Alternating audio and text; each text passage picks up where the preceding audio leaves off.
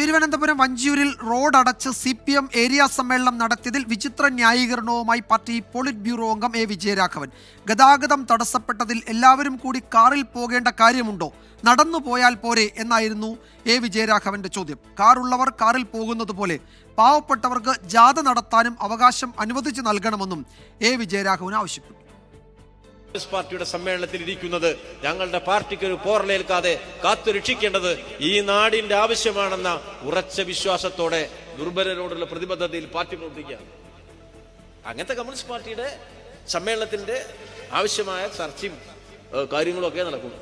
സഹിച്ചൂടാ, അയ്യോ റോട്ടൊക്കിൽ മാർസിസ്റ്റേര് പൊതുയോഗം വെച്ചു, കാറ് പോവാത്ത റോട്ടിൽ സ്റ്റേജ് കെട്ടി കുടുങ്ങിയില്ലേ മനുഷ്യൻ, എന്തൊരു ട്രാഫിക് ജാം. അല്ലെങ്കിൽ ഇവിടെ ട്രാഫിക് ജാം ഉണ്ടായില്ലേ? ഇപ്പൊ ഇന്ന് ഇവിടെ ഒരു ട്രാഫിക് ജാം ഉണ്ട് നമ്മളെ പൊതുയോഗത്തിൽ നിന്ന്.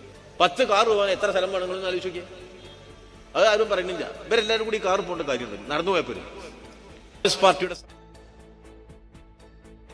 സൂരജ് സജി വിവരങ്ങൾ നൽകും തൃശ്ശൂരിൽ നിന്നും. സൂരജ്, കഴിഞ്ഞ ദിവസം ഹൈക്കോടതി ഈ വിഷയത്തിലെടുത്ത നിലപാട് എന്താണ് എന്നും അതിൽ പോലീസ് കോടതിയിൽ കൊടുത്ത റിപ്പോർട്ട് എന്താണ് എന്നും അറിയാത്തയാളല്ല CPMന്റെ പോളിറ്റ് ബ്യൂറോ അംഗം, വളരെ പ്രധാനപ്പെട്ട ഒരു നേതാവ്. എന്തുകൊണ്ടാണ് അദ്ദേഹം ഈ വിഷയത്തിൽ ഇത്തരം വിചിത്ര ദുർബല ന്യായങ്ങൾ നിരത്തുന്നത് പാർട്ടി സമ്മേളന വേദിയിൽ?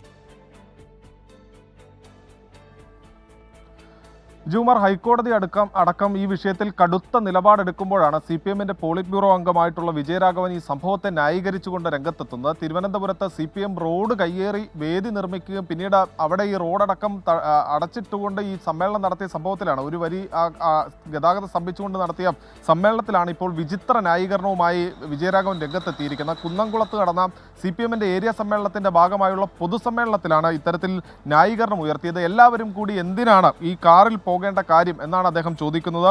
നടന്നു പോയാൽ പോരെ, കാറിൽ പോകാൻ അവകാശമുള്ളതുപോലെ തന്നെയാണ് ഈ ജാഥ നടത്തുന്നതിനുള്ള അവകാശവും എന്നുള്ളതാണ് പറയുന്നത്. പക്ഷെ അതിന് അദ്ദേഹം ഈ പാവപ്പെട്ടവർ എന്ന വാക്കുകൂടി കൂട്ടിച്ചേർക്കുകയാണ്. പ്രകടനം നടത്തുന്നതിനും പൊതുസമ്മേളനം നടത്തുന്നതിനും പാവപ്പെട്ടവർക്ക് അവകാശമുണ്ട്, പക്ഷേ അതുപോലെയല്ല കാറിൽ പോകാനുള്ളത്.